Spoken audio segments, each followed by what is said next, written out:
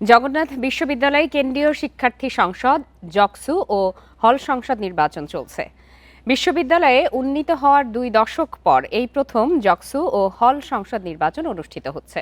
সকাল 8:30টায় শুরু হয় ভোট গ্রহণ, চলবে বেলা 3টা পর্যন্ত।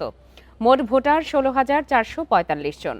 কেন্দ্রীয় সংসদের 21টি পদের বিপরীতে এবার প্রতিদ্বন্দ্বিতা করছেন 157 জন প্রার্থী। অন্যদিকে হল সংসদের 13টি পদের বিপরীতে প্রতিদ্বন্দ্বিতা করছেন 33 জন।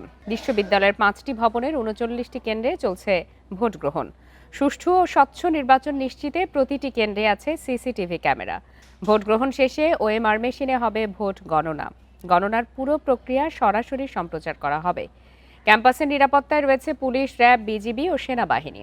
গত 30 ডিসেম্বর জকসু নির্বাচনের ভোট গ্রহণের কথা থাকলেও বেগম খালেদা জিয়ার মৃত্যুতে জরুরি সিন্ডিকেট সভার মাধ্যমে নির্বাচন স্থগিত করে বিশ্ববিদ্যালয় প্রশাসন।